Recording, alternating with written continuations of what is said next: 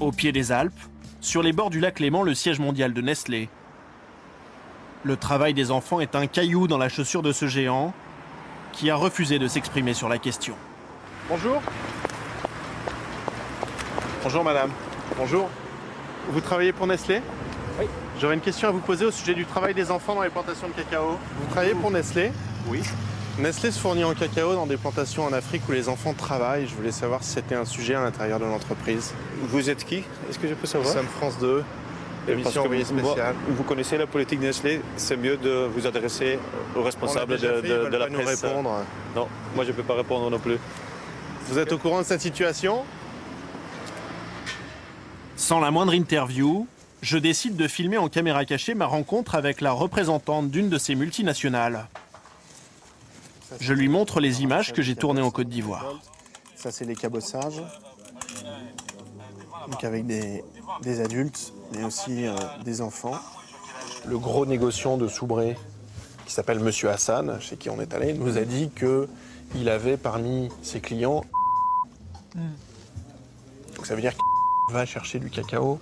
Dans cette région, oui. Oui, c'est possible. Disons, Ça veut dire que le cacao est produit notamment par des enfants. Malaise. Oui, disons... J'ai pas de réponse pour ça. On essaye, nous, avec les moyens qu'on a. Mais est-ce qu'il y a une traçabilité, par exemple? Pas avec tout le cacao, non. Non. Donc il peut y avoir du cacao de votre société qui est produit par des enfants. Malheureusement, je ne peux pas l'exclure. Vous, quand vous voyez ça, ça doit... En tant que mère avec des enfants, oui. Ouais. Personnellement... Je vais maintenant négocier une interview avec les dirigeants de cette entreprise. Mais là aussi, les choses s'avèrent compliquées. Je pense qu'on veut bien parler du bon côté. De ce que vous faites de positif. Positif, exactement. Mais parler du travail des enfants... Directement, ça va être... si ça, c'est un peu la direction de la question, ça va être beaucoup plus difficile d'avoir la balle. Pourquoi? Parce que c'est un vrai sujet en même temps. D'accord, mais ça, je pense qu'ils vont être moins preneurs pour parler. Je vais être franc avec vous, c'est pas facile et oui, on veut aussi garder notre réputation. Ouais. Évidemment, nous n'aurons jamais de nouvelles de cette entreprise. Merci, au revoir. Le sujet est décidément sensible pour l'industrie du chocolat. Il y a 10 ans, les plus grands groupes s'étaient pourtant engagés à lutter contre le travail des enfants, sous la pression du gouvernement américain. Mars, Nestlé ou Barry Callebaut, ils promettaient de faire le maximum pour régler cette question au plus vite. Mais en 2010, l'université américaine chargée d'évaluer la mise en œuvre du protocole a rendu ses conclusions. La majorité des enfants n'a pas bénéficié des réformes mises en place.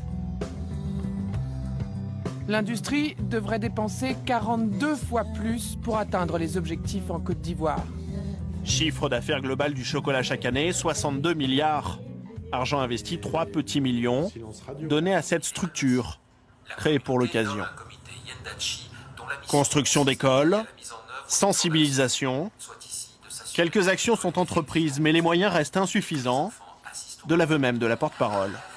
Est-ce que 3 millions pour 2010, c'est assez?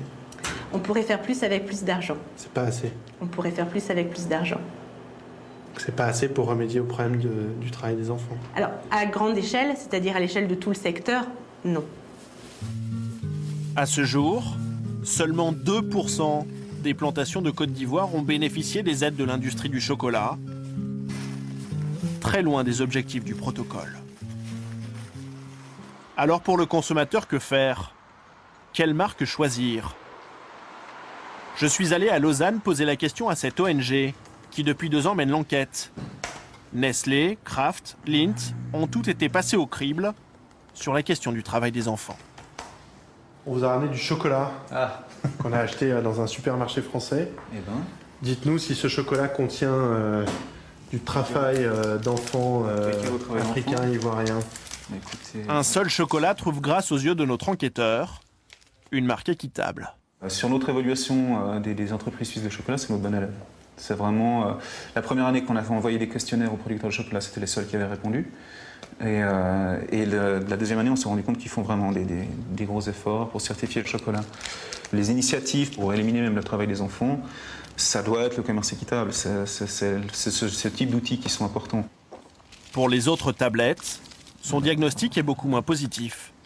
Nestlé est un tellement gros acheteur et il y a tellement de cacao qui vient de Côte d'Ivoire que c'est pratiquement impossible qu'il n'y ait pas de cacao qui ne vienne pas de Côte d'Ivoire et qui n'ait pas été travaillé par des enfants dans ce chocolat-là, en fait. S'ils faisaient attention à ne pas acheter de fèves de cacao en Côte d'Ivoire, à faire très attention à ne pas avoir de cacao qui est travaillé par des enfants, ils le diraient. Quant à l'américain Kraft, qui produit le Toblerone, c'est à peine mieux. La traçabilité est là, donc il y a plus de transparence chez Kraft. Mais par rapport à la taille sur le marché, les efforts sont vraiment minimes. C'est essentiellement de la communication. Nestlé achète environ 10% du cacao mondial, Kraft en achète 15%. Ils ont une telle place et un tel poids sur le marché que si c'est un problème prioritaire, ils arriveraient à le régler. Mais ce n'est pas un problème prioritaire pour eux. Ils ferment les yeux? À mon avis, oui. En Afrique de l'Ouest, la question du travail des enfants dans le cacao se posera encore longtemps. Le protocole signé par les plus grandes marques de chocolat vient d'être prolongé jusqu'en 2020.